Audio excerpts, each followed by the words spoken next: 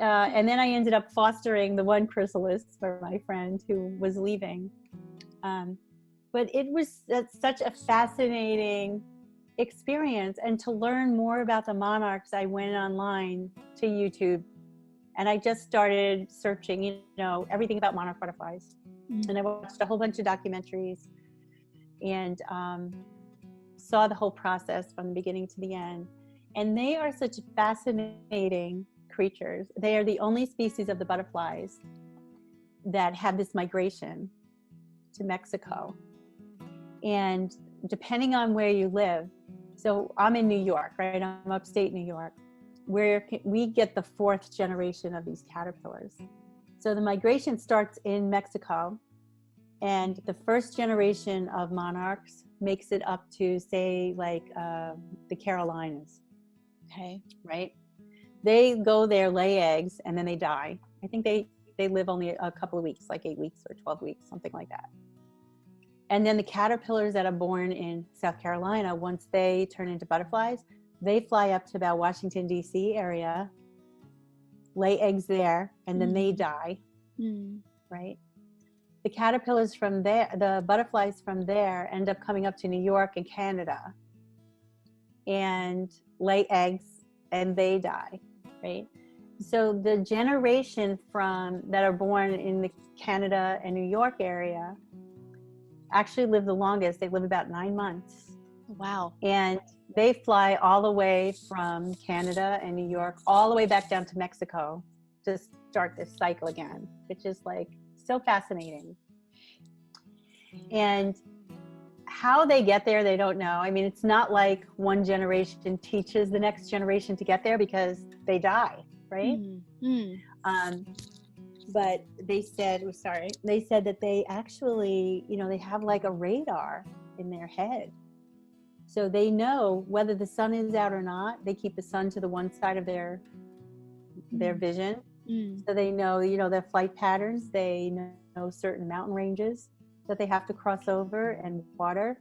I mean, they fly in all kinds of weather. They do about 100 miles a day. Wow. To get all the way back down to Mexico. Wow. I was like, oh my gosh, I was just so amazed by the whole process. Yeah. And then being able to watch them change from, grow into these caterpillars. And then, by the way, they poop a lot.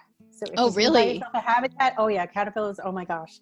So you want to, after I figured this out, I ended up putting newspaper in the bottom of the habitats, and every couple of days, just roll up the newspaper and, yeah, they do.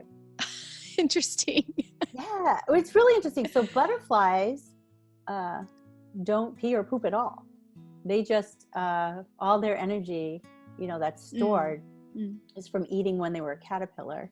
And when they drink nectar and stuff, it evaporates, because of all the energy they're expending when they fly. But caterpillars poop a lot. So I will tell you that. Your kids will probably love that. I thought it was gross.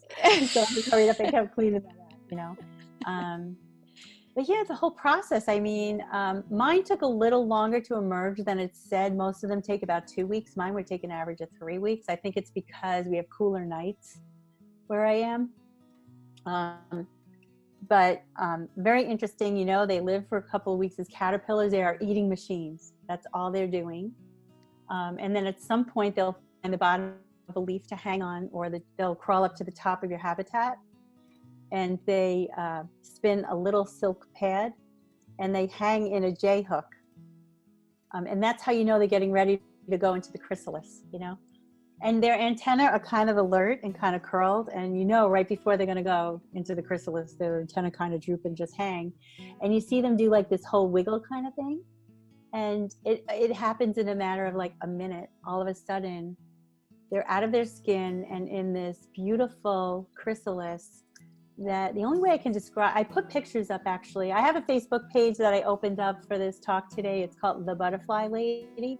And I posted a bunch of pictures, but the chrysalis is so beautiful. It looks like a Japanese lantern, is the best way to describe it. The shape, it's a jade green, and it's got these metallic gold dots around it. It's just really beautiful.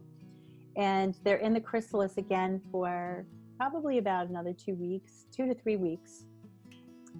And as it gets closer to the time where they're going to emerge, the chrysalis gets dark. It almost looks black.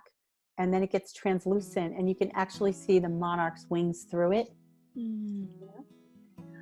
When they're born, when the butterfly first comes out, it doesn't even look like a butterfly. Their body is super fat and round with short wings, right? And in a matter of a couple of hours, they excrete a hormone, and the wings expand and get stiff and beautiful, and the body gets long and thin, which is kind of cool. So that's a great time if you want to hold the monarch, let it crawl around on you, really take a good look, because they can't fly right away until they're done doing this whole process, And yeah. And then, Wow.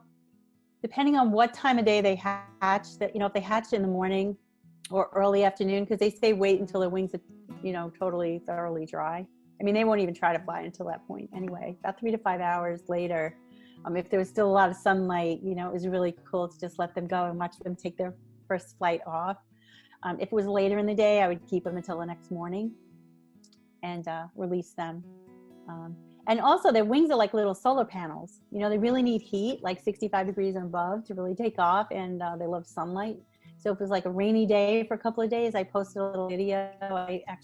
I made some sugar water and put it in little bottle caps, and you can see their proboscis, like that little straw, kind of come out of their mouth, curl, and like drink the nectar, which was really cool.